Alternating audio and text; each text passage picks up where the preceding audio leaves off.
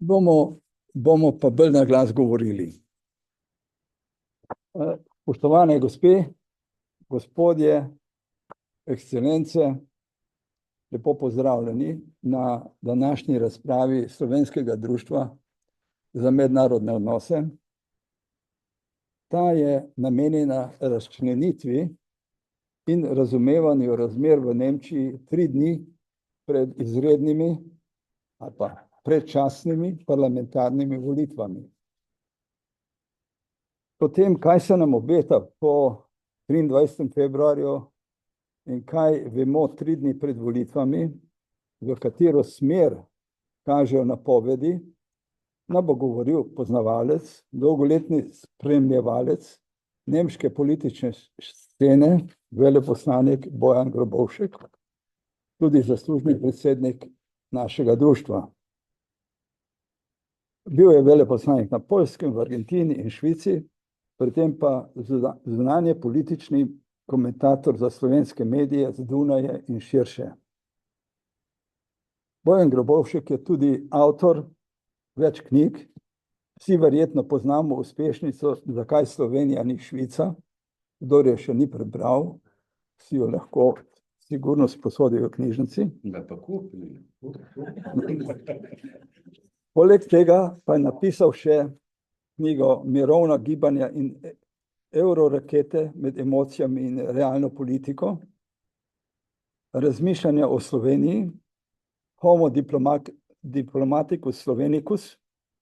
Zadnja njegova knjiga pa ima naslov Trst, Ljubljana, Dunaj in širni svet, ki je na nek način njegova avtobiografija, če smem to reči. Razpravo bom povedal Marjan Šetinc, predsednik Slovenskega društva za mednarodne odnose. Preden pa predam veleposlaniku Grobovšku besedo, pa še nekaj uvodnih besed. Te volitve so plod politične in ekonomske krize, ki Nemčije zadnjih 5 let ne izpusti iz krempljev.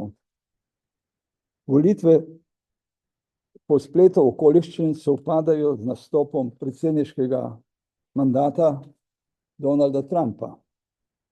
Kriza v Nemčiji je močno povezana z eskalacijo konflikta v Ukrajini in odklopom od ruskega plina zaradi sankcij do Rusije, malo pa tudi zaradi opustitve proizvodnje jedrske proizvodnje elektrike.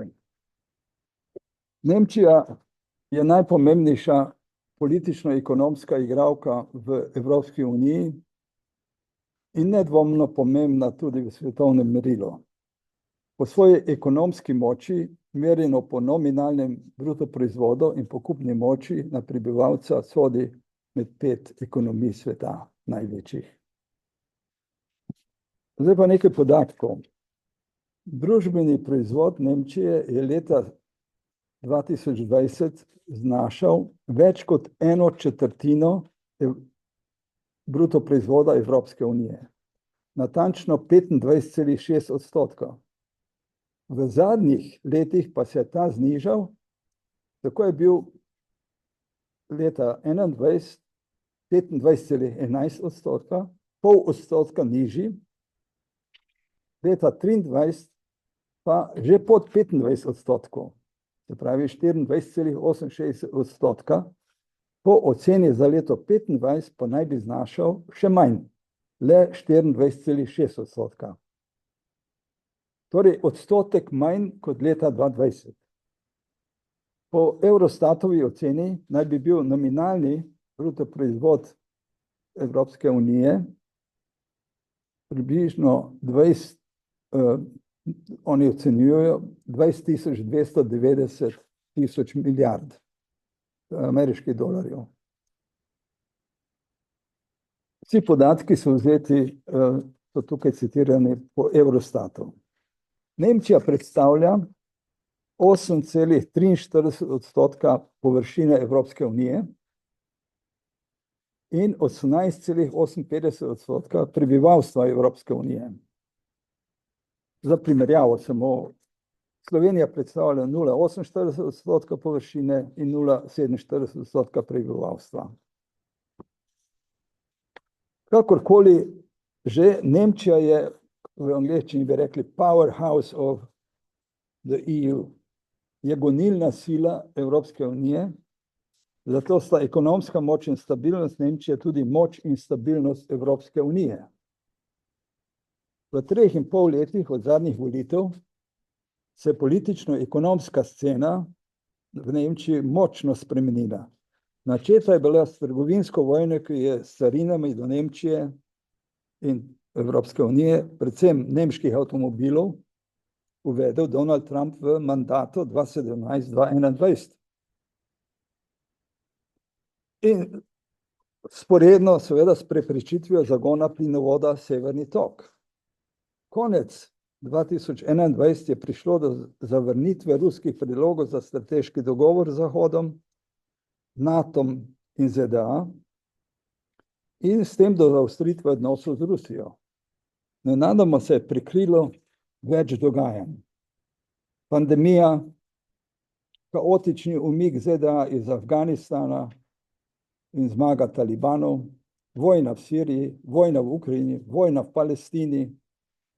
Po zmagi Joea Bidna ZDA tudi niso preklicali dodatnih carin, niso preklicali priključitve Golanske planote in vzhodnega Jeruzalema Izraelu. Zahod je uvedel sankcije proti Rusiji, prekinjen je bil uvoz ruskega plina, kar je pomenilo prehod na dražji ameriški plin. Migracijski pritiski zaradi vojn, pritisk migrantov ob seveda milijonov, ki jih je sprejela že vlada Angele Merkel, vse to in še kaj se je strnilo v mandatu Scholzeve vlade. Zato ne preseneča, da je, kot tudi nakazuje javnomnenjske raziskave, prišlo v Nemčiji do resne ekonomske in politične krize, ki jo državljani močno občutijo. Vse našteto je močno okrepilo skrajno desne politične sile. Kot da so se nad Nemčijo zgrnili temačni oblaki, zdi se, da so te volitve prišle ob napačnem trenutku. Ali pač, morda pa ne. Med nemškimi volivci so se sprožili alarmi, spremljamo velike demonstracije proti desnemu populizmu. Kaj vse to pomeni za Nemčijo? Kam se bo nagnila? Kakšen razum bo prevladal pri volivcih? Nakopičene zadeve so resen zalogaj za razumno, trezno presojo, koga voliti. Zadnje javnomnenjske raziskave kažejo seveda povprečje vseh meritev, cel niz javnomnenjskih raziskav je združenih v tako zvani poll of polls, kažejo, bi rekel, obrnjeno sliko od strankarskih preferenc v primerjavi z rezultati volitev 2021. 2021 je na prvem mestu bila SPD, na drugem CDU, upam, da mi ni treba teh kratic prevajati, so tako prisotne v medijih, da vsi vemo, za kaj gre. Zeleni so bili tretji, FDP četrti, AFD z 10%, Levica s 5%. Torej, iz 3 dni, torej 17.2. so zadnje meritve, ki sem jih jaz si ogledal, pa kažejo, da bo CDU-CSU dobila 29%, AFD, torej stranka, ki bi jo nekateri poskušali, oziroma so poskušali prepovedati v Nemčiji, pa kar 21% je na drugem mestu, SPD na tretjem 16%. Torej, zeleni pa samo še 13%. Skratka, politični prostor je bil leta 2021 nagnjen v levo, danes pa obrnjeno precej v desno. je strah pred imigranti, pred dodatnimi ameriškimi carinami, pred Rusijo tako močan, da ima rešitev le desnica.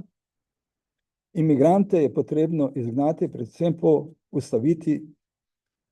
pa ustaviti dotok novih, nezaželenih beguncev. Imigranti odžirajo delovna mesta, kradejo, posiljujejo, so kriminalci.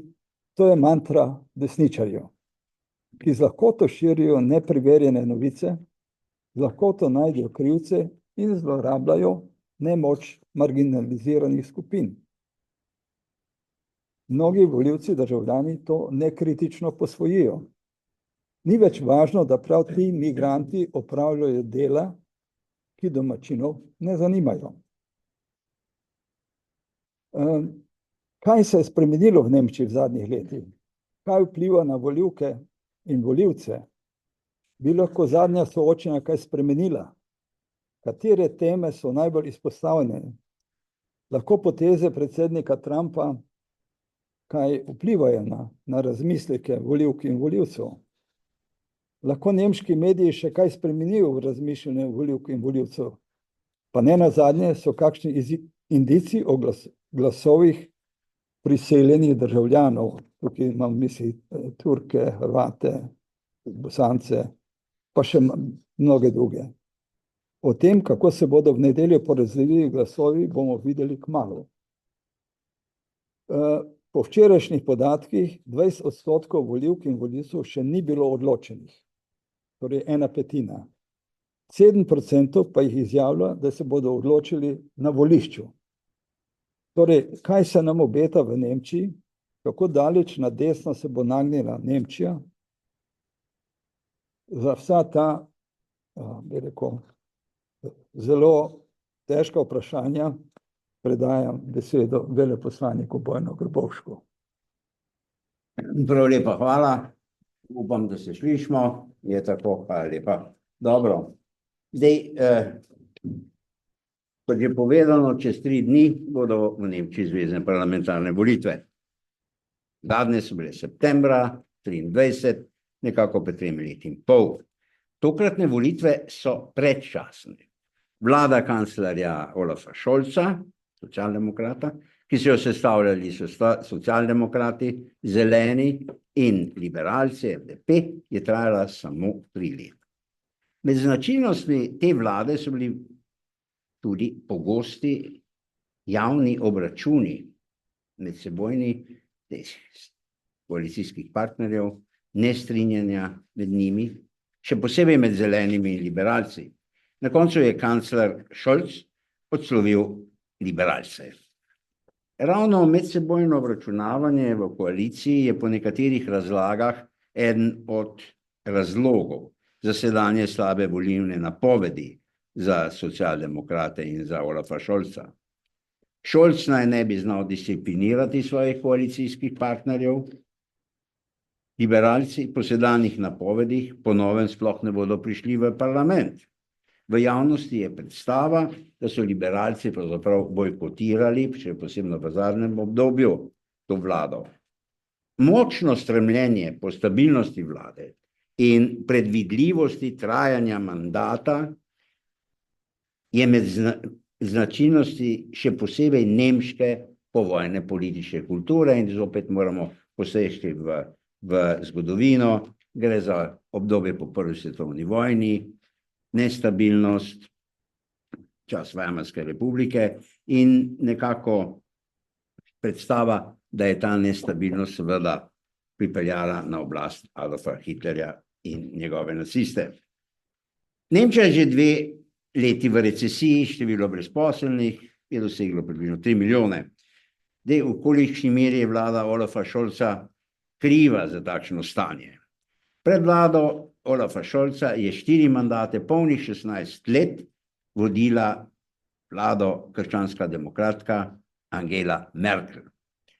Ko je nastopila vlada Olafa Scholza, se je Nemčija, tako kot vsa Evropa, to je bilo tudi že omenjeno, pravzaprav začela pomagati od pandemije, ki je prizadela seveda tudi gospodarstvo. Vendar k najpomembnejšemu momentu, ki je bil omenjen. Spomnimo se, da je uspešno izvozno naravnano nemško gospodarstvo zelo dolgo v dokajšnji meri slonelo na uvozu sorazmerno poceni ruskih energentov iz Rusije, predvsem zemeljskega plina. Le par mesecev po nastopu Šolcove vlade je Rusija nadaljevala z vojno proti Ukrajini. Mislim, da je bilo tukaj nekaj, se nismo razumeli. Namreč vojno so Rusi začeli že 14. a ne, z zasedbo Krima in vemo, tako na vzhodu Ukrajine. No, in posledično je prišlo do prekinitve neposrednega uvoza ruskih energentov v Nemčijo in do zelo velike podražitve električne energije. To je bil pravi šok za nemško gospodarstvo in seveda za nemška gospodinjstva. Glavna naloga Šolceve vlade je bila, da ukrepa za omilitev tega šoka. Zaradi draginje vlada med drugim precej povišala socialne transfere, ki jih v Nemčiji prejema nekako 5,5 milijona posameznikov. Istočasno se je Šolceva vlada, tako kot vse ostale vlade v Evropi in izven njih, ubadala z visoko inflacijo. Dalje. Šolceva vlada se je tudi soočila s potrebo po nujnih investicijah v javno infrastrukturo, kar so vlade pred njo dolgo zanemarjale in zanemarjale. Tudi zastarelost javne infrastrukture je, mimogrede, vseevropski problem. V Nemčiji so ilustrativen primer nemške železnice, ki že nekaj časa niso več zgled za točnost in urejenost. In dalje. Glavni razlog za zmanjšanje konkurenčnosti nemškega izvoznega gospodarstva je mogoče, po domače povedano, globalizacija ali oziroma konkretno vse večja konkurenčnost predvsem kitajske nemškemu gospodarstvu na svetovnih trgih. Predvsem uspešnost in konkurenčnost kitajske avtomobilske industrije. Velja pomeniti še nekaj specifičnih nemških momentov, razlogov za nebleščeče stanje nemškega gospodarstva. Dva razloga zadevata Šolcovo vlado, obenem pa segata v čas pred njo. Prvi je, že omenjeno, je jedrska energija. Marca 2011, v času kanclerstva Angele Merkel zopet, in neposredno po nesreči v nuklearki v Fukušimi, je nemška vlada sprejela odločitev, da bodo v Nemčiji ponovno zaprli vse obstoječe nuklearke in sicer do 2022. To se je dejansko zgodilo. Šolcova vlada je sicer podaljšala obratovanje 3 zadnjih nukleark za nekaj mesecev. Na temelju prej sprejetih sklepov. To je bilo dopuščeno. Ampak na koncu so zadnje nuklearke zaprli. In to sredi silovite energetske krize in energetske draginje. Izven Nemčije niso redki taki, ki so to označili za mazohistično in za nerazumljivo. V nemški politični kulturi obstaja maksima, da je treba sprejete sklepe in odločitve absolutno spoštovati. Zato obstajajo zopet in seveda zgodovinski razlogi.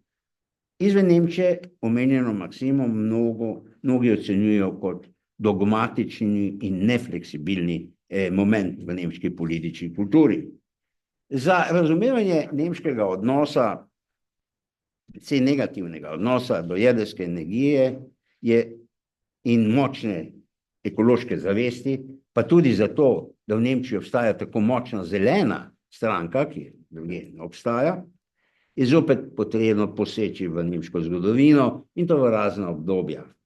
Recimo v čas romantike in gibanja, ideologije, Blut und Boden, no in pa tudi v obdobje po drugi svetovni vojni, času hladne vojne, ko je bilo nemško pacifistično gibanje, ki je bilo obenem protijedrsko, množično jedrsko energijo v veliki meri enačilo z jedrskim orožjem.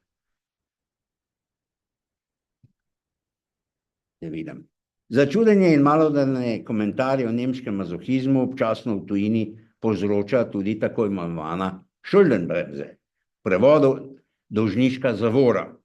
V nemški ustavi je zapisano, da letni proračunski primanjkljaj zvezne vlade ne sme presegati 0,35% BDP, 0,35%.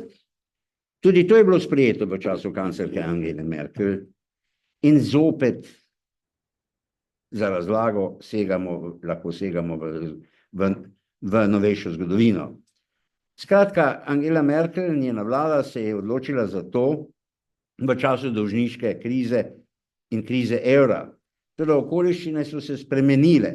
Za spremembo ustave oziroma za reformiranje člena o dolžniških zavorih bi bila potrebna dvotretjinska večina v nemškem parlamentu. Reformiranje člena o dolžniških zavorih, pa tudi načinom, kako obiti ta člen, so v Scholzovi vladi nasprotovali predvsem zopet liberalci. O potrebu po reformiranju dolžniške zavore najbolj jasno govori socialdemokrat Scholz, ki pravi, da vseh nalog, ki čakajo nemško gospodarstvo, se pravi investicije v infrastrukturo, v izobraževanje, v energetiko, v vojsko, v digitalizacijo, tudi tu Nemčija precej zaostaja proti ostalim razvitim, pri čemer se pri tem naj ne bi okrnilo socialne države, ne bo mogoče izpeljati brez reformiranja dolžniške zavore. Za reformiranje dolžniške zavore so tudi zeleni z dosedanjim vicekanclerjem Robertom Habeckom na čelu, kanclerski kandidat CDU Friedrich Merz, ki mu, kot kažejo ankete, najbolje kaže in se tudi že malo nastopa kanclersko, in njegovi pa so to zadevno bolj previdni. Vendar se zdi, da bi po volitvah med socialdemokrati in CDU lahko prišlo do dogovora o reformiranju dolžniške zavore. Koliko, kako, to je seveda vse odprto. Merzu v primeru svoje zmage in svojega kanclerstva napoveduje določeno klestenje socialnih transferov z ostalim. Tudi to zadevno lahko po volitvah v primeru pogajanj med CDU in socialdemokrati bi prišlo do kompromisov. Merz se zavzema za debirokratizacijo v gospodarstvu. In sicer tudi tu bi lahko prišlo do kompromisov. V pogajanjih med CDU na eni in socialdemokrati pa tudi z zelenimi na drugi strani.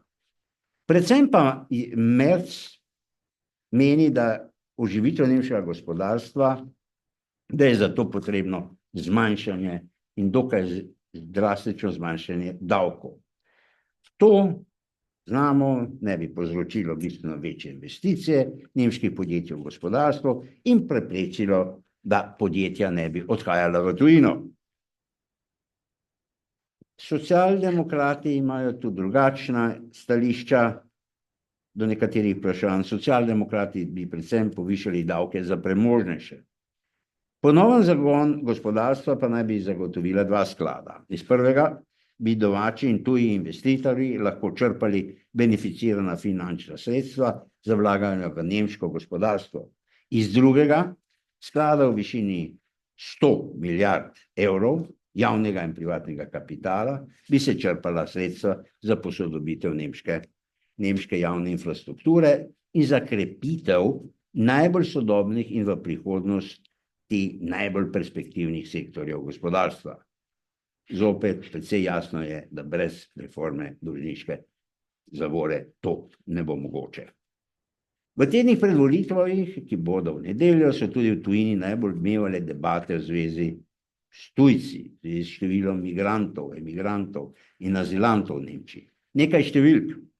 Decembra 2023 je bilo v Nemčiji cirka 13,5 milijona tujih državljanov, oziroma približno 15% vseh prebivalcev Nemčije.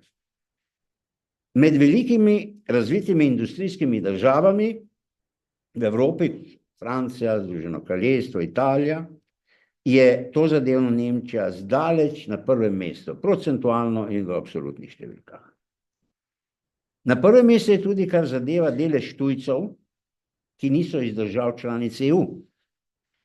Brez da bi šteli turške državljane, ki jih je v Nemčiji še vedno 2,5 milijona, je skoraj 4 milijone tujih državljanov, ki so prišli iz pretežno islamskih držav.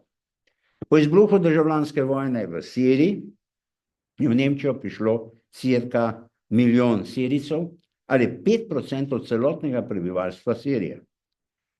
V Nemčiji je skoraj 500 milijona Afganistancev tudi, v Nemčiji je krepko več kot 1 milijon ukrajinskih beguncev, dobro, to imajo poseben status in tako dalje. Ob robu in informandu je bilo slovenskih državljanov ob koncu decembra 2023 27.665. Nemške železnice niso točne, ampak mislim, da statistika pa še vedno drži.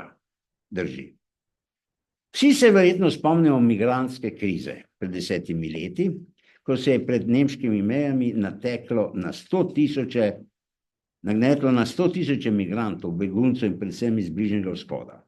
Spomnimo se odločitve nemške vlade, da jih ne zavrne, temveč sprejme. Spomnimo se epohalnega izreka kanclerke Angele Merkel, wir schaffen das, zmogli bomo.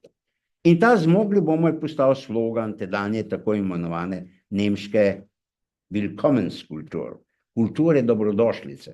Iz nemške zgodovine poznamo kar nekaj epohalnih, pa tudi malce bombastičnih izrazov, ki jih je mogoče tudi, ki so toliko bolj bombastični, ker je pač zelo mogoče sestaviti nove pojme v nemščini. Skratka, Lebensraum, Willkommenskultur in tako dalje. Številni Nemci so takrat begunce pričakali s cvetjem. Še posebej izven Nemčije je bila poteza nemške vlade, da na široko odpre meje beguncem ocenjena kot znak nemške solidarnosti in kot dokaz za globoke spremembe v nemški kulturi in mentaliteti, ki je bila svoj čas, v veliki meri ksenofobna. In da Nemčija Angele Merkel ni tako egoistična, kot se je bilo domnevno pokazalo leto predtem ob nemškem mrcvarjanju Grčije in nekaterih drugih članic EU v času dolžniške krize. Toda vsi Nemčiji niso pozdravili množičnega prihoda migrantov, imigrantov, beguncev, azilantov. Evroskeptična, populistična, ksenofobna, še posebej pa protiislamska stranka, AfD, stranka Alternativa za Nemčijo, pred 12 leti, se pravi 2013, na volitvah ni dosegla niti 5% glasov, kar je prag za vstop v parlament. Od 2015 pa se je stranka praktično samo še krepila. Na parlamentarnih volitvah 2017 je AfD dobila skoraj 13% in postala tretja najmočnejša stranka v parlamentu. Na naslednjih zveznih volitvah je sicer dosegla 2% glasov manj, toda v zadnjem obdobju je AfD samo še v vzponu 100%. Tako na evropskih volitvah, kot lani na volitvah v 3 vzhodno-nemških deželah, kjer je povsod dosegla približno 30% glasov. Kar zadeva volitve nedeljo, napovedi kažejo, kot povedano, da bo AfD dobila 20 do 21%. AfD je populistična, desno ekstremna stranka. Je evroskeptična. Ponovno bi uvedla marko na mesto evra. Je ksenofobna, še posebej antiislamska. Je za remigracijo ali po domače za množičen izgon tujcev. Stranka zanika klimatske spremembe. Napade, tudi fizične, na tujce se strani neonacističnih posameznikov ali skupin AfD praviloma označuje za samoobrambo. Izraža simpatije do Rusije, povsem ignorira, da je agresor v rusko-ukrajinski vojni seveda Putinova Rusija. Je ta stranka dedinja nacistične stranke? Vprašaj. Stranka je zbirališče desnih skrajnežev. Srkala je številne politično skrajne desne organizacije in skupine, med njimi številno takšne, ki so v preteklosti direktno kazali simpatije do nacizma. Kar zadeva vrhuško te stranke, velja, da obdobje nacizma in njegovih zločinov bodi se ignorira ali bagatelizira. Nasprotniki AfD velikokrat citirajo Aleksandra Gaullanda, častnega predsednika AfD, ki je v nemškem parlamentu nekoč izjavil, citat, Hitler in nacionalsocialisti so ptičji iztrebek, ptičji drekec, Vogelschiss, v 1000 letih uspešne nemške zgodovine. Konec citata. Alice Weidel, kanclerska kandidatka AfD na teh volitvah, je vidno zdolgočasena, če jo novinarji sprašujejo o Auschwitzu in nacističnih zločinih. Občasno na vprašanja v zvezi z nacizmom odgovarja z absurdnimi ugotovitvami, kot na primer, da je bil Hitler komunist. Marsikje v Evropi so ekstremne desne stranke postale del koalicijskih vlad. Če bo AfD na temelju volilnih rezultatov čez 3 dni postala članica nove nemške koalicijske vlade, bi to resnično bilo prelomno. Še iz časov kanclerstva Angele Merkel je veljal in velja dogovor med tako imenovanimi sredinskimi strankami, kot so te CDU, CSU, socialdemokrati, liberalci in zeleni, da ne bodo sodelovali z AfD niti na zvezni, niti na deželni ravni. Stranka AfD je postala parija. Med njo in med demokratičnimi strankami je bil postavljen tako imenovani Brandmauer, požarni zid. Skratka, če bi skrajno desna populistična stranka AfD vstopila v vlado največje gospodarsko najpomembnejše članice EU Nemčije, kjer je obračunavanje z lastno nacionalistično preteklostjo dolga desetletja veljalo in še vedno velja kot del identitete, bi to bilo povsem prelomno. Simpatije in predvolilna podpora Trumpovega tesnega sodelavca Elona Muska stranki AfD in njegove izjave v slogu, da se Nemčija naj neha toliko ukvarjati se svojo preteklostjo, vemo katero, upam si reči, da pravzaprav so kar perverzne. Se bolj zdijo kot del načrta za slabitev demokratične Nemčije in vrednot, na katerih sloni. Pred dnevi se je Alice Weidel, kanclerska kandidatka AfD, srečala tudi s podpredsednikom ZDA Vanceom. Obsodba nacizma, ki je od vseh oblik fašizma povzročil največ zla in upravičeno velja kot približek absolutnemu zlu, je del evropskega povojnega vrednostnega reda. In kot rečeno, zato se lahko upravičeno vprašam, je podpora sedanje ameriške administracije stranke AfD del načrta za oslabitev Nemčije in Evrope? Politika do migrantov je bila doslej med osrednjimi temami v predvolilni kampanji. Debate okoli tega so bile toliko bolj emocionalne, ker je v zadnjih 2 mesecih prišlo do nekaj še posebej spektakularnih in zavrženih terorističnih dejanj, ki so jih izvršili tujci iz islamskih držav, iz Savdske Arabije, Sirije in Afganistana. Bilo je veliko mrtvih, veliko ranjenih, umorjeni so bili tudi otroci. V Schaffenburgu na Bavarskem je Afganistanec s kuhinjskim nožem zaklal 2-letnega otroka.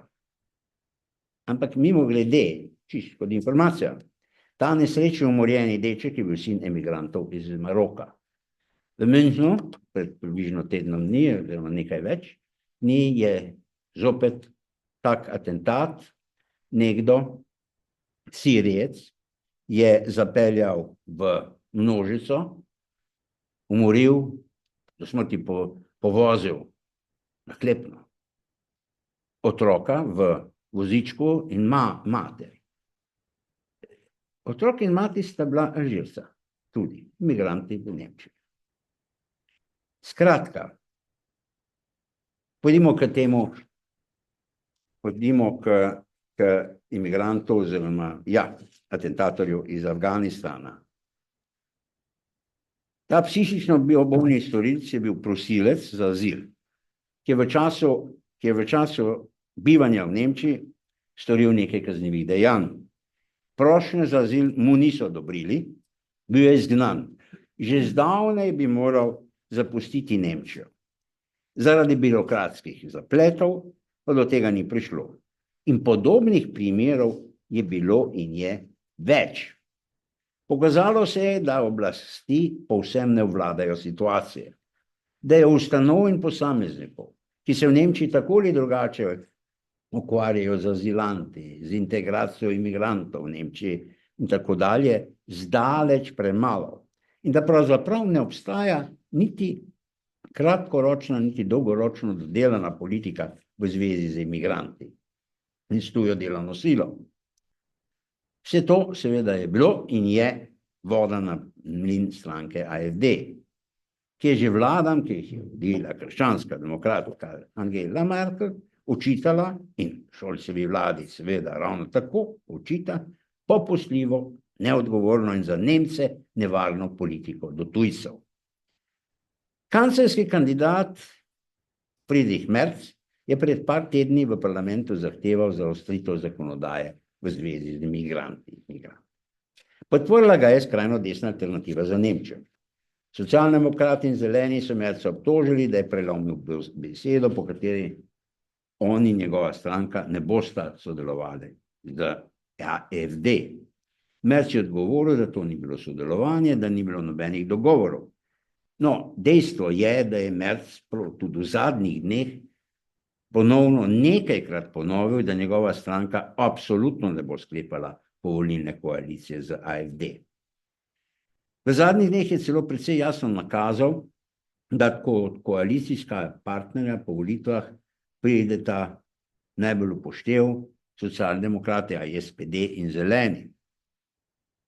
Svoje nedavne predloge za zaostritev imigrantske politike je Merz, kot že povedano, nastopa že kot naslednji kancler, predstavil kot nujne. Češ, volivcem je treba pokazati, da bo naslednja vlada emigrantsko in azilantsko politiko po novem obravnavala bolj resno, odločene in strožje kot predhodne vlade. S tem naj bi se ustavilo pohod AfD. Kajti, če naslednja vlada ne bo zaostrila politike do migrantov, tako Merz, bo AfD na volitvah čez 4 leta po možnosti postala najmočnejša nemška stranka. S tem pa bo nemška demokracija pogubno ogrožena. In tudi zaradi tega, ali prav zaradi tega, naj bi bile po Merzu te volitve prelomne.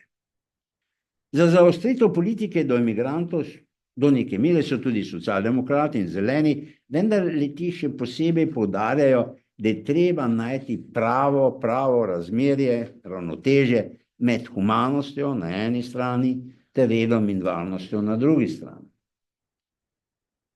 In sedaj k zadnjemu delu našega predvolilnega pregleda, se pravi k zunanji varnostni politiki. Pred 3 leti je bila v predvolilni kampanji ta problematika obrobna. Zaradi ruskega široko zasnovanega napada na Ukrajino pa je bila zunanja politična problematika v času Šolcove vlade posredno in neposredno ves čas prisotna. Vendar omejena skoraj zgolj na rusko-ukrajinsko vojno. Šolcova vlada je obsodila ruski napad, seveda in ves čas podpirala Ukrajino. Od vseh članic EU je Nemčija vojaško in finančno najbolj podprla Ukrajino. Stališče največje opozicijske stranke, CDU, se ni razlikovalo, se tudi danes ne razlikuje. Tako je tudi danes. Zanimivo pa, desni in levi populisti, se pravi AfD, desni in levi zveza Sare Wagenknecht, odpadnice leve stranke, Die Linke, pa so nasprotovali podpori Ukrajini in dejansko podpirali ruska stališča.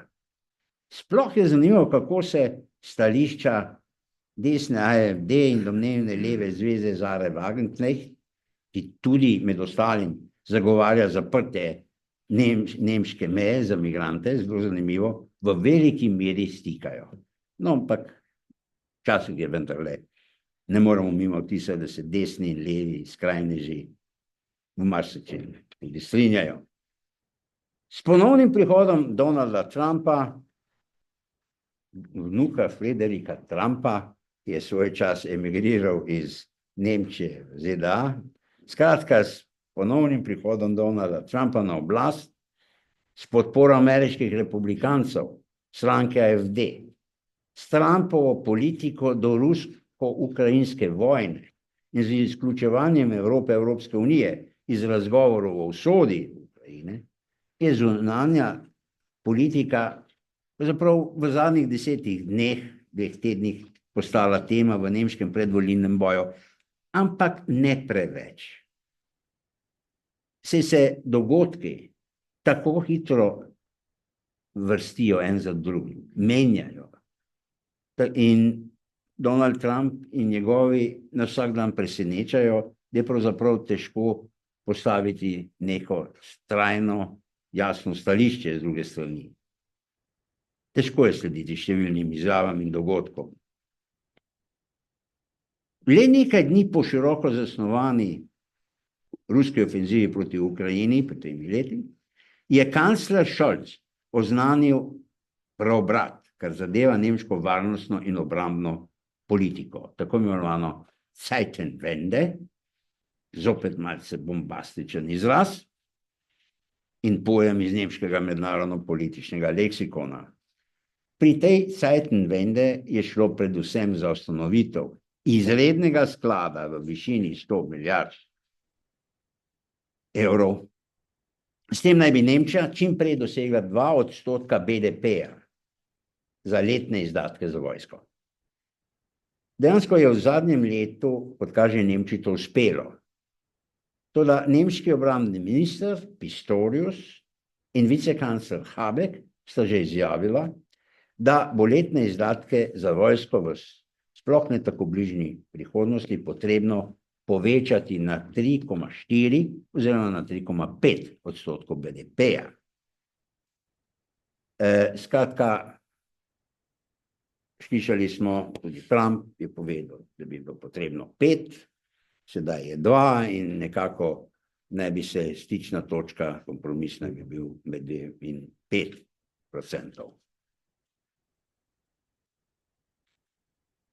Bodočo vlado nemško čakajo to zadevno zelo velike naloge.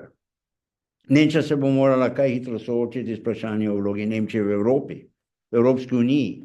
V zadnjih letih, tudi že v času zopet kanclerke Angele Merkel, se je Nemčija zelo plaho ali se pa sploh ni odzivala na francoske predloge in pozive po večji vlogi Nemčije, da skupaj s Francijo vodita nekakšen proces za strateško avtonomijo Evrope.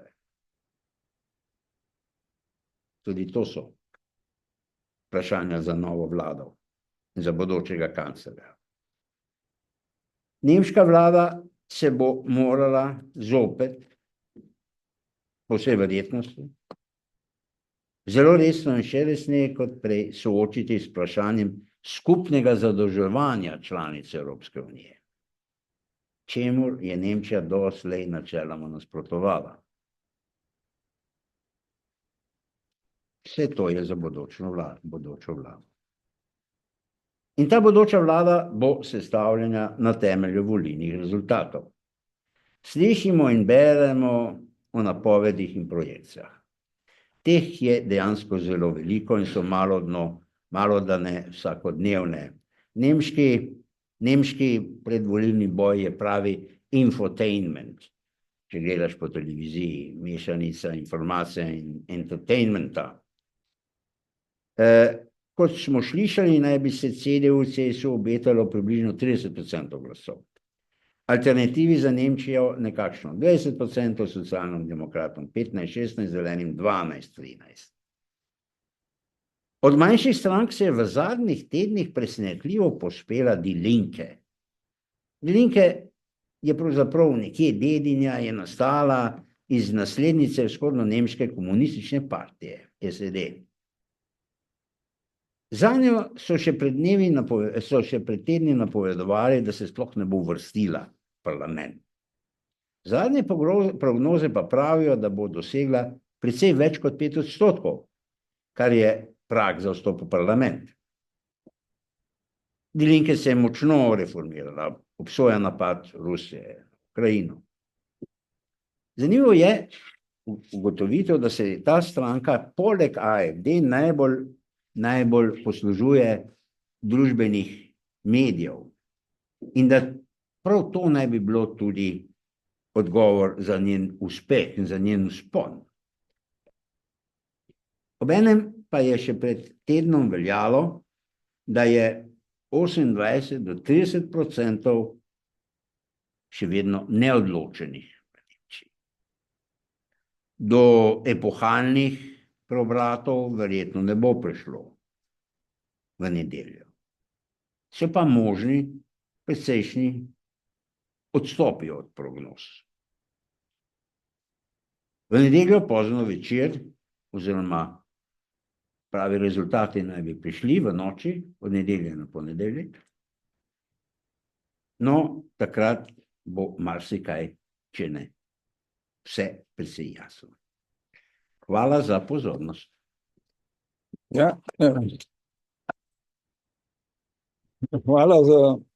hvala za tako poglobljeno analizo razmer, ki so trenutno vladajo v Nemčiji. Ni drugega, kot da odpremo debato, in če odpiram razpravo, če se kdo javi. Običajno. Ja. Malo povrč, prosim.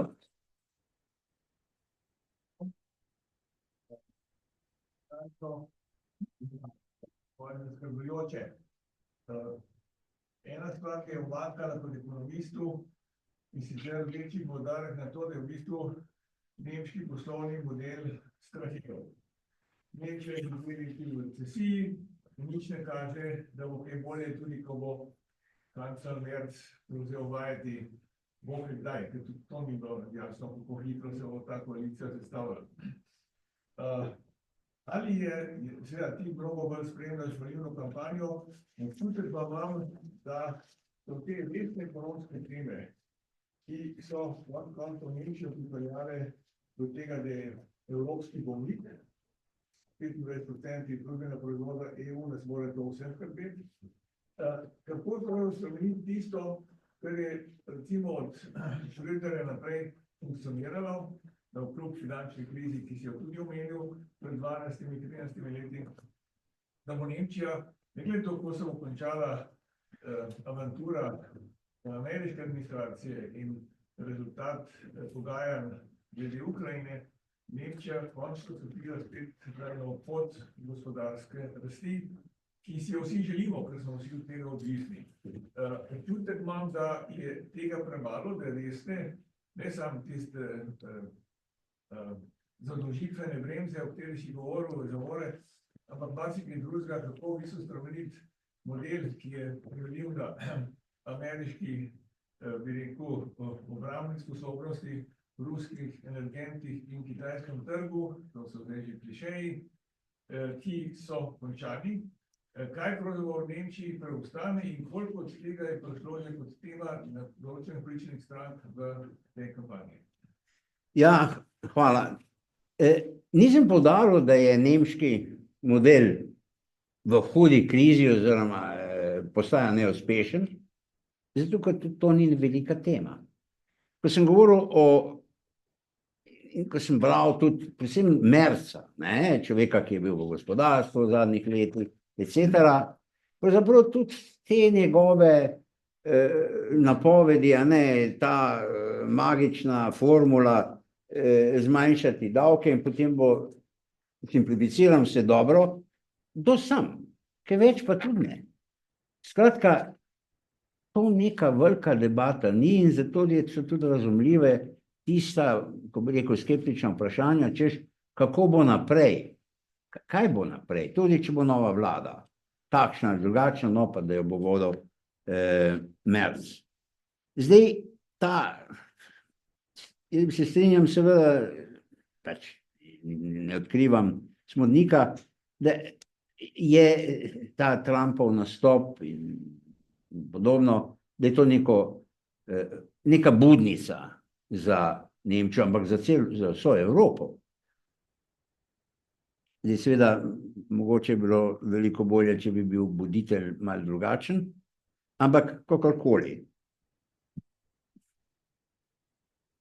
Imamo dokument, imamo poročila Marija Dragija, tam je povedano zelo veliko. Tu in tam so omenili tudi v kampanji v Nemčiji poročilo Marija Dragija, ampak mimo... Tako je skritiziral septembra lani, je rekel, to je nerealno.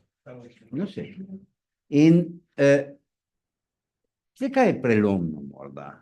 In tu imamo mogoče naša generacija, rekel, težave, ampak mogoče pa prelomno to, da Nemčija pač ni več tisto, kar je bila. V vseh ozirih. Morda govori se tudi o tem, da je lahko blasfemično, ampak pač, ne. Bodo pa manj govorilo o tej svoji odgovornosti zgodovinski, pa ni tako hudo. Ne vem, mislim, Bog pomaga, so drugi ljudje, ki imajo veliko boljše informacije, kot jaz, ki tega ne vedo. Glejte, kaj se dogaja. Če izključiš tale mikrofon, mogoče bomo pa jutri slišali, da bo Donald Trump rekel, da mora Avstrija začeti izpolnjevati člene avstrijske državne pogodbe, kar zadeva Koroške Slovence. Kaj pa pol, ne? Mislim, pri Šepetalcu ima kar nekaj okoli sebe, bi lahko imel potencialno, mislim, seveda. Ad absurdum govorim. Ampak tako je postavljeno vse na glavo, zgleda vsaj, da je marsikaj mogoče in možno. In da se vrnem, ja, malo se govori o tem, malo. Davki te, pa uni, pa kako, pa zakaj. Tudi, kar zadeva imigrantsko politiko, prvič kot prvič, Nemčija je sorazmerno v kratkem času sprejela, dobila ogromno migrantov in to iz neevropskih držav. Druge evropske države, Velika Britanija, Francija, etc., so tega bolj vajene, zaradi svoje zgodovine. To je seveda kako res. Ampak neke resne politike, češ, pa vsi tako, mimogrede priznajo, da so pa te migranti zelo potrebni. Nemčija, penzije, etc., rabi, potrebuje jih. To pa vse gre na te atentate, na AfD, kaj je rekla, pa kaj smo bili v zgodovini, pa moramo biti drugačni in ne presega tega. Nemčija ni kaj privlačna za tujce. V končni fazi govorijo, bi morali naučiti nekega jezika, ki je veliko manj razširjen, kot je neka angleščina, neka francoščina, pa tudi je izredno zbirokratizirano, tudi oni imajo takšne težave, da najprej jezik znati, pa pa pol na zvezni ravni, pa pol na deželni ravni. Ja, zelo je birokratska. Tako da je, kako bi rekel, neko Entzauberung, odčaranje Nemčije, tiste Nemčije, katero smo mi imeli v naših očeh oziroma v naših predstavah desetletja. Mimogrede, državljanov iz nekdanje Jugoslavije je v Nemčiji za 1,5 milijona. Tudi to, tudi zanimiv podatek, najmanj Slovencev, Hrvatov več kot 400,000. In sploh je ta statistika tujcih zanimiva. Ja, mislim, da sem odgovoril na vprašanje, kot si ga ti postavil. Resno. Ja, kaj dej? To je. Do? Požarni zid. A ja. Na sicer omenil, mogoče bomo pa to doživeli. Požarni zid. Ja, kaj se bo zgodilo, če pa dobijo 30% na volitvah? Kaj se bo zgodilo, če postanejo prvi? Ne? Ja, požarni zid.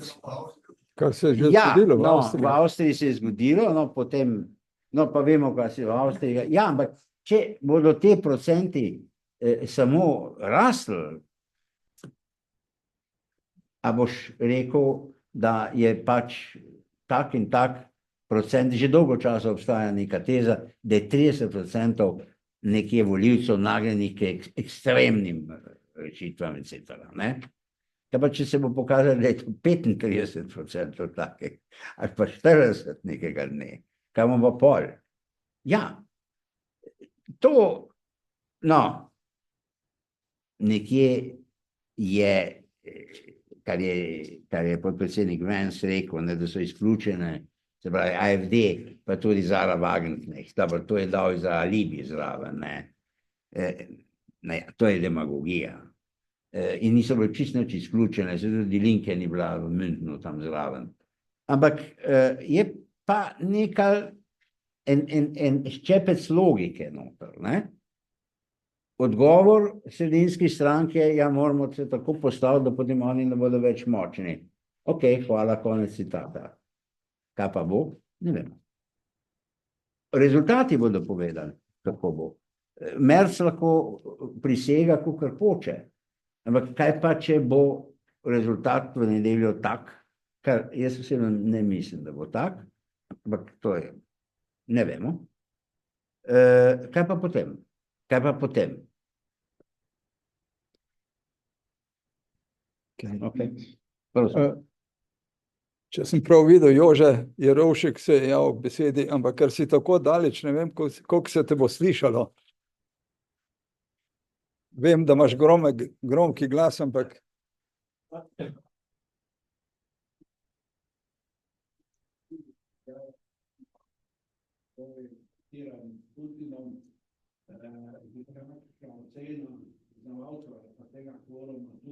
kako bo to vplivalo na rezultat AfD-ja? Kako bo nižalo? Jaz upam, da preizkušnje z Rusi pač takšne slabe, čeprav je AfD najmočnejša v vzhodni Nemčiji. Pa se pa razširilo to, ja. Ampak, če se vedite, je že kakšna ocena, kaj bo to zvrlo, ker to delanje Jaltervej oziroma Chamberlaina posnemanje strani Trumpa. Münchna, ja, 38.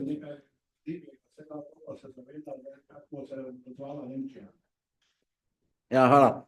Zdaj, kar zadeva, ne, vzhodna Nemčija, ne, in njena zgodovina, seveda. AfD je imela zelo močne pozicije, predvsem v vzhodni Nemčiji, še ima, ampak se je razlezla po celi Nemčiji, tudi njeno vodstvo je iz zahodne Nemčije. Kar zadeva tale zvezo Zare Wagenknecht, odpadnike stranke Linke, nekdanje komunistične stranke, sploh neki čudni kujoni, tudi močni v vzhodni Nemčiji, je proruska stranka. Ja. Die Linke, ki je pa išla iz postkomunistične stranke, je pa v vzhodni Nemčiji nasploh od teh treh najmanj proruska. Kratka. Zdaj, kako je to, jaz nisem bral kakšnih novih, nekih novih razgledov, pregledov, kako ne bi to vplivalo. Lahko rečemo, da smo videli v zadnjih tednih množične demonstracije po 100.000 ljudi in več, ki so demonstrirali proti AfD-ju. In povezano s tem, z domnevno sodelovanje v parlamentu, kar tudi ni čisto bilo, med Scholzom in med AfD.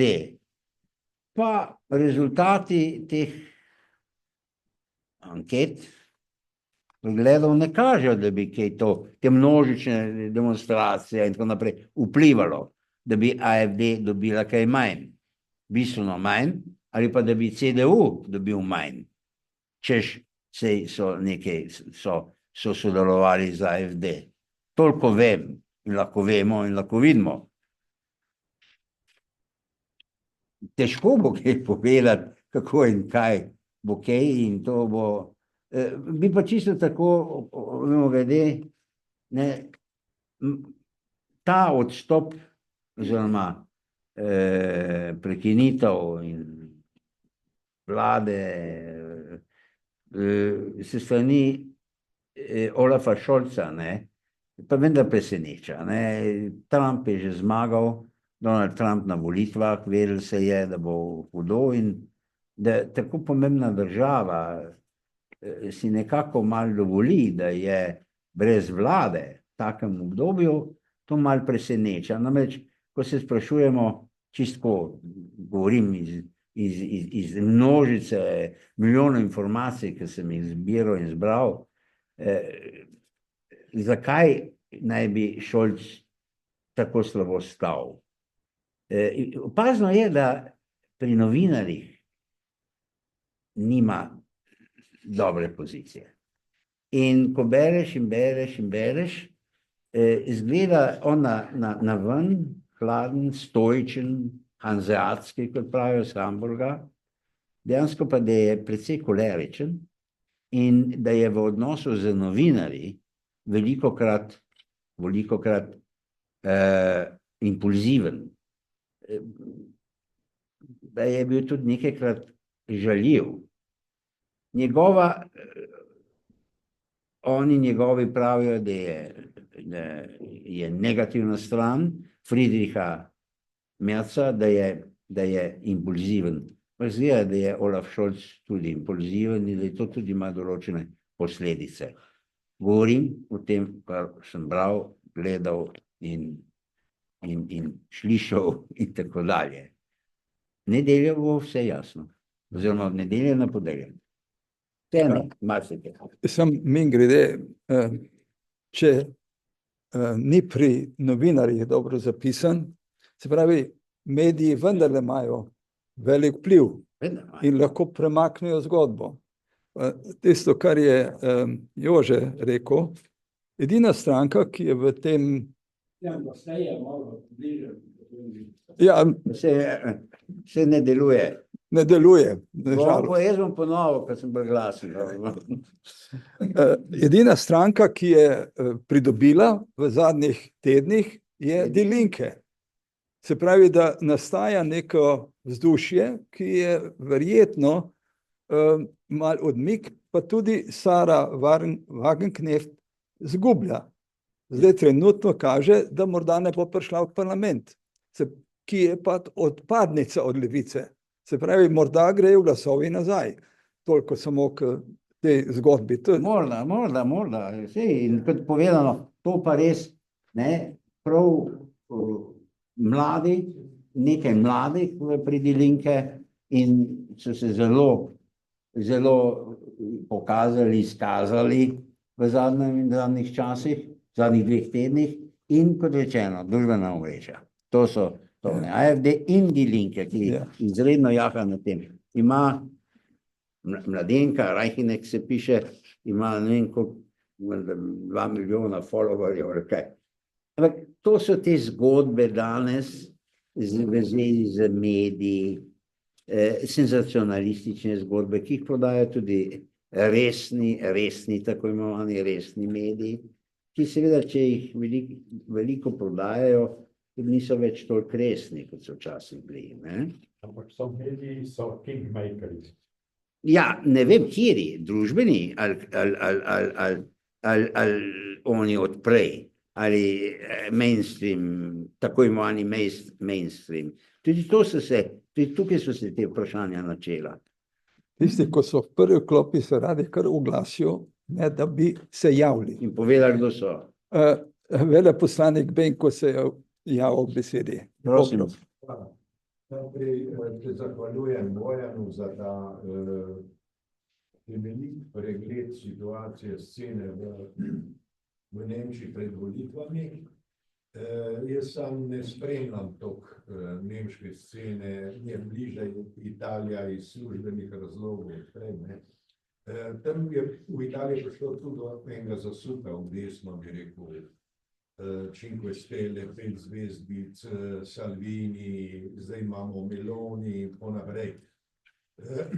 To je bilo 2018, 2019, ne. Takrat je izgledalo tako zelo krizno, ne. Cinque Stelle so govorile, gremo ven iz Evropske unije, bomo opustili evro, spet lira in tako naprej, da ne govorimo o Salviniju glede migracij in tako dalje. Mene zdaj zanima v Nemčiji, koliko je prisotna debata o Evropski uniji. Malo, Ker to Že zdaj je lahko rečem. skrbelo. malo, V Italiji je bilo dosti govora, pa Malo. Brexit, pa bomo šli ven. malo. Ne. Pa Ker nazaj. eno Nemčija O je Dexitu strmna malo. Evropske unije in če začne tam debata, bi me Ja. začelo skrbeti. No, ampak debate ni, lahko tudi, zopet smo tam pri tem vprašanju, ta model, ne, mislim, niti tega ni. Italija, ne, živimo v distopičnem svetu, ne, gledam malo večino te naše generacije. Živimo v svetu, kjer je velja za najbolj stabilno vlado v Evropi Italija. Nemčija se pa maje. Lepo prosim, no, mislim, če bi to pred 10 leti rekel, pred 5, bi rekel, o čem govorimo, ne? Je pa tako, da to se lahko tudi še kaj hitro spremeni, ampak tako je, ne? Res je, ampak zopet smo pri nemški zgodovini, to je to, ne?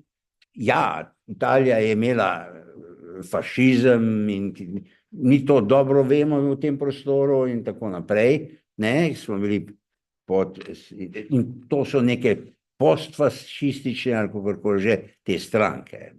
Vendar ta nacizem je velja tisto kot najslabše od vseh teh fašizmov in Italija tudi se nikoli pokesala, lepo prosim, ne, sej Gorica ena druga, pa na drugi dan pa spet fojbe, ne pa spet fojbe in tako dalje, a ne. Nemčija pa je drugače, to se je resno vzelo, resno se je vzelo. Merklova je bila v času svojega kanclerstva 8-krat v Izraelu. Rekla je, da je varnost Izraela raison d'etat Nemčije. Obenem pa nekaj ministrov v izraelski vladi občasno uporablja žargon, ko govori o Palestincih, ki je blizu nacističnemu, o Judih. Distopični časi, a se pa vse spreminja. Ne vem, če sem odgovoril na malo v Evropi, malo, ampak to je že za časa Merklove bilo malo. Saj to je znano, kako je, da so že Francozi malo obupali, ne? Pa to in uno, mimogrede, ne, drugače ta zunanja ministrica Baerbockova, ona, ko je prevzela, je hotela tudi, da bi, še posebej, ko je pol prišlo do spremembe vlade na Poljskem, da bi se prišlo do oživitve Weimarskega trikotnika, Pariz, Berlin, Varšava. Ampak kancler Scholz menda ni za to, nima občutka. Parkrat ni povabil tudi Poljakov, pa so vsi pričakovali, da bodo, da nima tega občutka. Malo včasih deluje, ja, po eni strani zelo kompetentno, po drugi strani pa računovodstvo. Ne? Ja. Ampak včeraj je Macron govoril o Weimarskem trikotniku. Ja, se Francozi, to je drugo, ampak Nemci so... No, morda samo v tej zvezi okoli Izraela, ti si to podrobno spremljal, a je bilo kaj v predvolilni debati? Ne, nič. Se pravi, vse stranke so brezpogojno... Nemci, ne, identiteta, zgodovina, grozno smo naredili, noli tangere, kar zadeva Izrael. No, sej tu se... Meni se zdi to precej logično. In se mi zdi, da ampak nekega dne bo pa tudi to se postavilo. To vprašanje, morda, mogoče mi tudi tega ne bomo, ali bomo rečemo, še bolj sivi, kot smo, no, pa že slabše slišimo danes, ampak pravim, ko bomo to dosegli, ampak bo tudi to morda, bo morda tudi to postavljeno to vprašanje. Nemška politika je bila tudi vedno taka, ne? Kdo pa je dajal največji sredstev Palestincem za pomoč? Nemčija. Finančna govorim, ne? Finančna sredstva.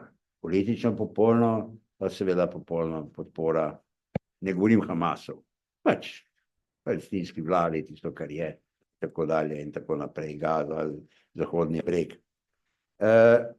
Drugače pa ne, Nemci so tu ne bodo, ker se bojijo, da bodo potem jih nekdo s prstom pokazal, na njih je rekel, aha, sej smo vedeli, ne, pa smo spet pri Auschwitzu, ne. In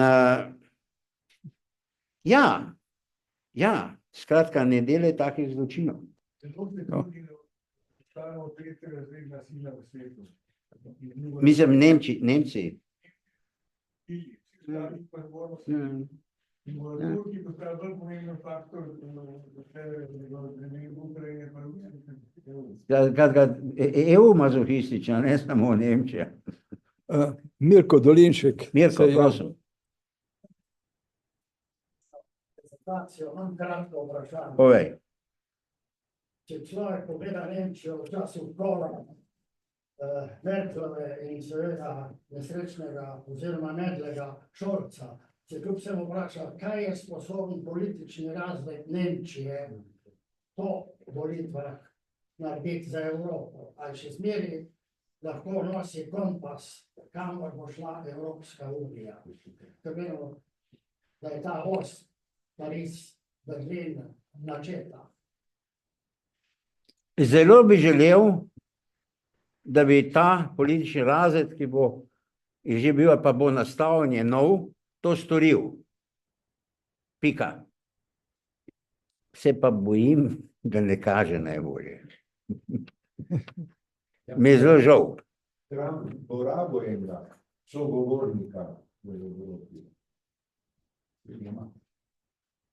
Ja, v Evropi, ja, bodo pač, leta 39 so nas rečili Britanci, mogoče nas bodo Francozi, Nemci, kot kaže, ne. Zelo zanimivo je, sem prebiral zgodbo družine Trump. Njegovega starega očeta, ko se je vrnil, on je emigriral v Ameriko, bil dolgo časa tam, je tudi prišel do nekega bogatstva, potem se je pa vrnil in je prišel do velikih zapletov pri državljanstvu in mu ga niso dali nazaj. On se je prišel kot tuji državljan, kot ameriški. In je izgubil dovoljenje za prebivanje. Skratka, družina ima odprte račune za Nemčijo, kakorkoli že. Ja, dobesedno, tako. In ja, žal sem tako odgovoril. Zelo bi človek rad videl tudi v teh, pri prejšnjih volitvah so nekako neko svežino sta dala Habeck in Baerbockova, a ne te zeleni, Nemčija bo vodilna pri zelenem prehodu, mimogrede, klimatske teme so bolj v ozadju tokrat. V temi leti so bile v ospredju. Je pa res, da se je vse tako spremenilo, tudi da je težko, da bi se s tem sploh kaj ukvarjali.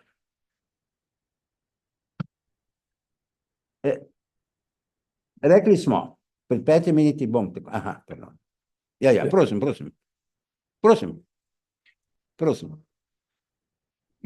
Malo bolj Nič hudega. veleposlanik Grčije.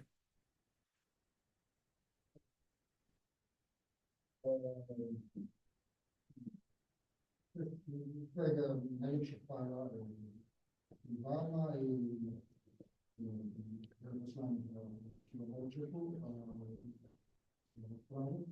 Vprašajte v angleščini, če imate težave, prosim. Okay.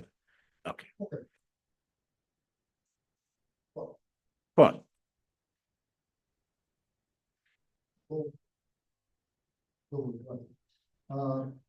Pored najnovejšimi anketami ali oziroma raziskovanjama javnega mnenja, ali po vašemu lastnemu predsednivanju, koji са предмети, hot topics, които се причаква да вършaju več vpliv върху граждани, to pomeni ali migracija, ali criminal cases povezani. Ja, To izvisne mere. Finančna ekonomska kriza, sve to usporedno i mešano. I drugo vprašanje, povezano, podobno, pored po vani in po anketami, ali že obstoje tazi razlika među bivšega DDR i bivšega Zapada. Znači, ima is it noticeable any change of pattern? Or ja. we're expecting something similar? Ja, ja, hvala. Dobro govorite slovensko, mislim, je bil sitko, tak čast. Zaradi teh atentatov, jih je bilo več, spomnite, čudi Magdeburg, okoli Božiča, nekdo zapeljal množico, 200 ranjenih, 6 mrtvih in tako dalje, je bilo zelo močen fokus ravno na imigrantsko problematiko. Vendar, ko prav zadnje dni, ko gledaš ta razna soočanja, tudi množična, povabijo, to si vse na ekranu, bo 50 ljudi iz raznih delov Nemčije in ko izražajo te svoje probleme, prihaja v ospredje zelo gospodarska problematika. Kako bom živel naprej? Koliko davkov mi ta obljublja, koliko in tudi to, tudi nekako tradicionalno CDU Scholza ima večji sloves gospodarske kompetence, da je bolj kompetentna ekonomsko. Tudi to zna biti eno odgovorov, zakaj take številke. Vzhodna Nemčija.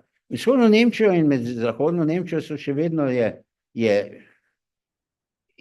pač določen ne ravno zid, ampak so razlike v plačah, domač povedano v plačah. Je še vedno AfD je močna tam, čeprav je povsod zdaj. Še vedno je močna Sarah Wagenknecht tudi, ki izhaja iz tega, in Die Linke, da bi pa zdaj, res je, petina prebivalstva je samo v vzhodni Nemčiji, celotnega, ampak neke posebne se tudi skušajo to je tudi del in je logično njihove kulture, ne ločevati, ne preveč ločevati in gledati, aha, bivša DDR tako, bivša BRD tako, ne, skušajo to čim manj. Mislim, zasledil nekih velikih, ampak mogoče pa obstajajo, absolutno, tudi kakšne ankete. In ja, še moment v zvezi s prej, ker sem hotel reči, Bogdan, kar si omenil, ne? Rekel sem pred 5 leti, če bi kdo rekel, jaz sem najbolj stabilna vlada, italijanska, nemška, pa mislim, Nemčija je pa in disarray, kot bi se rekel, hudi krizi, bi rekli, ja, kaj govoriš, ne? In to se danes dogaja. Lahko pa bo čez 5 let spet drugače, ne? Čeprav trendi, kakršni so, nas ne opogumljajo, ampak zakaj? Ne vemo, ne vemo. Pravim, človek razmišlja in vsi smo presenečeni, vsak dan smo presenečeni na tem, kar se dogaja, a ne? Grenlandija, Mehika, Kanada, mislim. Ja, tudi Kanačani so bili zdaj pri Macronu, ne, menda, tudi Kanačani so, Macron seveda, francoska Kanada, tudi, no, ampak pravim, Kanada je problem. Vse je problem. Kaj bo jutro problem, ne vemo.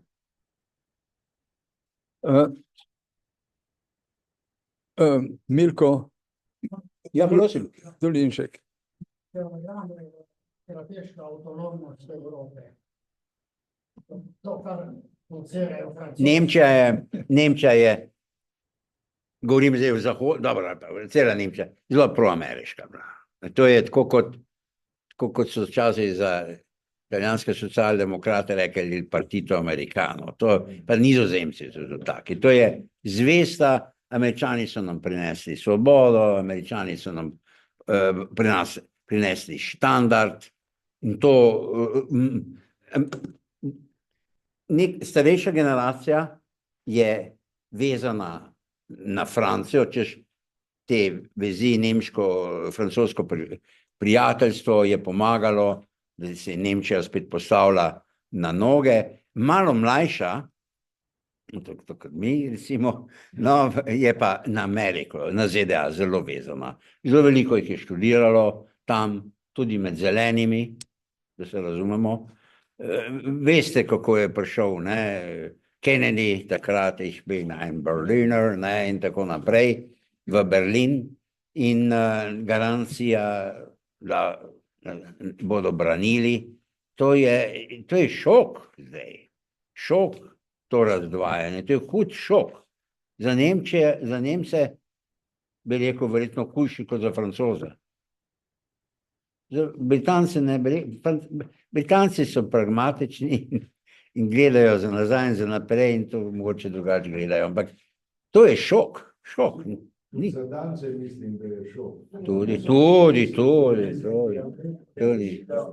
Tudi. Afganistan, zdaj pa te migrene. Ja, no pa tudi, kar zadeva Evropo, ne, so si izborili in hoteli malo tudi siliti cel kup izjem, ne, ko so se pogajali za vstop, ne, no potem, zdaj pa Evropa pomagaj, ne, ampak bo pomagala. Lahko morda še komentiraš, Jo. Poljska postaja vojaška velesila, in tudi jaz, ker dobro poznam razmere med Poljsko in Nemčijo.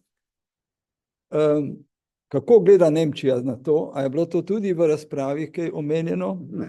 In ali je mogoče pripisati del teh problemov Nemčije zaradi izdatkov za vojsko, za militarizacijo, za vse, kar se dogaja? Nemčija, zdaj pa spet bodimo realisti, ne. Kakorkoli že deluje, imenujemo nekako zelo neposredno, rekel grobo, Donald Trump in njegovi, je kar precej resnice v tem, kar rečejo, kar zadeva izdatke za obrambo in za varnost. Mi smo naredili veliko hudega v zgodovini, je tudi, zato se ne bomo oboroževali, kar zadeva Nemce, je tudi prav prišlo Nemcem, ne samo ruski plin, nič ne bomo dali in kaj takega. To so, da premalo dajo za obrambo, to je že tudi Barack Obama in povedal in Biden, skratka, nič novega. Ta Zeitenwende, ta 100 milijard, ki jih je mimo zavore, so pod nekimi določenimi pogojami, sicer težko, ampak ki so dramatični. To je izkoristil ta napad takrat vezivo veliko 14. Pred 3 leti Scholz, prišel in vedeli, vsi njihovi vodilni so vedeli, da tako naprej ne more. In obenem so vedeli, da je pacifizem v Nemčiji zelo prisoten. In so to izkoristili, da so ustvarili ta fond in povedali, glejte, tu je skoraj da vojna, moramo dati končno ta denar, ta 2%. Ampak ta fond iz Zeitenwende bo trajal do 27. Do 27. Pa konc. Pa konc. In se pravi, skratka, to bo treba dati veliko več. Habeck, ki je zanimiv ta vicekancler, je tako intelektualno močen, malo deluje tako kot protestantski pridigar, ampak no, simpatičen, kakorkoli. Ilustrativno.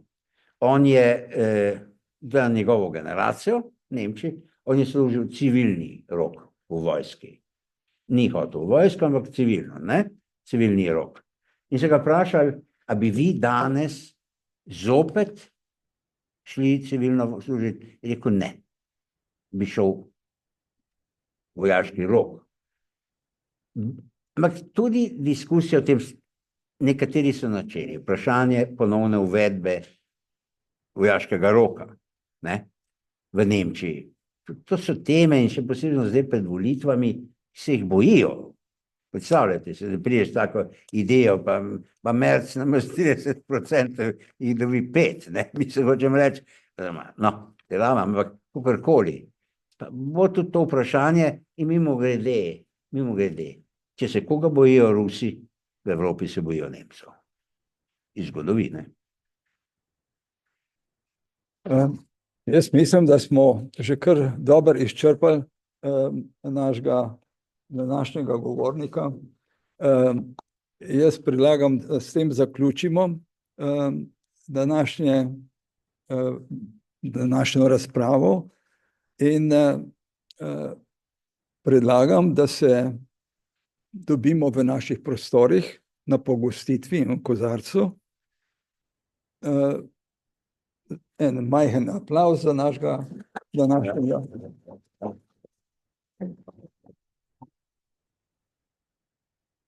No, pri pogostitvi